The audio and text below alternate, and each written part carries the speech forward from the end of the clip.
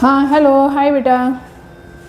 देखिए अपन कुछ topic discuss कर चुके हैं और एक नेक्स्ट टॉपिक अपन डिस्कस करेंगे इस वीडियो में।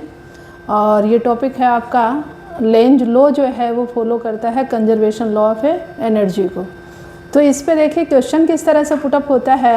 एक तो इसमें MCQ पूछा जाता है। तो MCQ में क्या होगा कि बहुत सारे लॉज आपको दिए होंगे और उसमें से कहीं एक लेंज लॉ भी होगा। तो ये पूछा जाएगा कि कौन सा लॉ जो है वो कंजर्वेशन लॉ ऑफ एनर्जी को फॉलो करता है।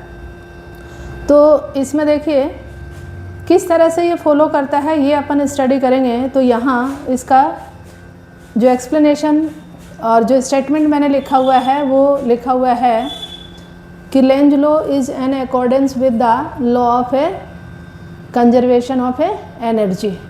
तो ये स्टेटमेंट आपको याद होना चाहिए। और दूसरा इसमें लिखा है मैंने the mechanical work done in moving the magnet with respect to time the coil that change into electrical energy producing induced current और EMF। तो देखो सेकंड स्टेटमेंट लिखा है कि we do not move the magnet, तो work done will be zero और therefore induced current also zero.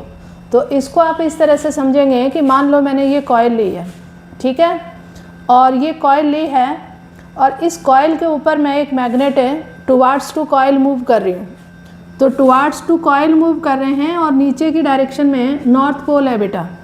तो north pole है तो according to the Lenz law इस मैग्नेट के अंदर है ये जो सर्कुलर लूप है, इस लूप के अंदर जो फ्री इलेक्ट्रॉन हैं वो इस तरह से रोटेट होंगे कि यहाँ जो मैग्नेटिक फील्ड में वेरिएशन आ रहा है उस मैग्नेटिक फील्ड के वेरिएशन को ये अपोज करें।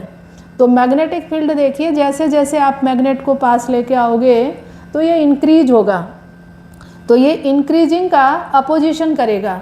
अब इंक्रीजिंग का अपोजिशन करेगा तो दैट मीन्स इसमें करंट इस तरह से बनना चाहिए जिससे बनने वाला जो मैग्नेटिक फील्ड है वो इसकी अपोजिट डायरेक्शन में आए। तो देखिए इसकी अपोजिट डायरेक्शन में आएगा तो यहाँ बनेगा नॉर्थ पोल। तो मैग्नेट की डायरेक्शन में यदि अपन देखते हैं तो इस कॉइल के ऊपर की डायरेक्शन में अपवर्ड डायरेक्शन में नॉर्थ पोल बनेगा और जो करंट की डायरेक्शन आएगी वो आएगी एंटी क्लॉकवाइज, ठीक है।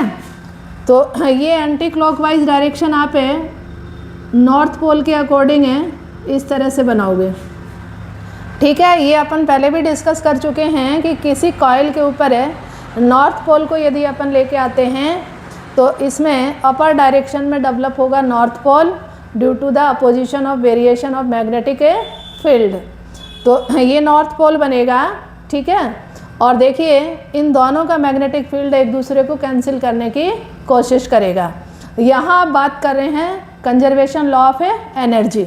यहाँ आप मैग्नेट को मूव करवा रहे हो तो मैग्नेट को मूव करने के लिए आपने हैंड से पकड़ रखा है तो फोर्सफुली आपको लाना पड़ेगा बेटा। तो देखिए वर्क डन की डेफिनेशन अपन पढ़ चुके हैं, फोर्स इनटू डिस्प्लेसमेंट। तो देखिए मैग्नेट के ऊपर आप फोर्स अप्लाई कर रहे हो और डिस्प्लेसमेंट भी हो रहा है, that means work to be done. अब जब अपन वर्क डन कर रहे हैं तो यहाँ पे इसके अपोजिट डायरेक्शन में क्या बन रहा है, मैग्नेटिक फील्ड बन रहा है।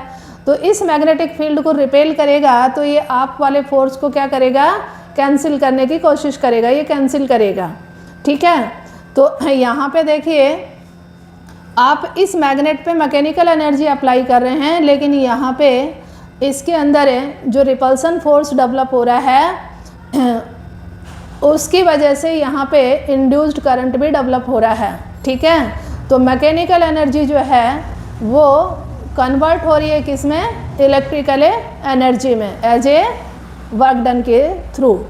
अब यदि अपन इस मैग्नेट को स्टेशनरी रखते हैं या एट ए रेस्ट रखते हैं तो स्टेशनरी सिचुएशन में क्या होगा, डिस्प्लेसमेंट जीरो, तो work not to be done.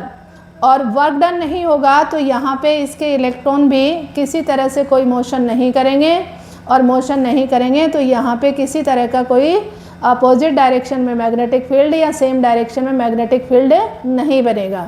और मैग्नेटिक फील्ड नहीं बनेगा दैट मीन्स न तो इंड्यूस्ड ईएमएफ होगा और न ही इंड्यूस्ड करंट होगा। तो देखिए ये जो इंड्यूस्ड करंट और इंड्यूस्ड ईएमएफ की अपन बात कर रहे हैं वो due to the change of mechanical energy into a electrical energy. तो यहाँ पे आपका conservation law of energy follow हो रहा है, तो ये आपको याद होना चाहिए। इस तरह से आप इसको लर्न करेंगे। हैव ए नाइस डे बेटा।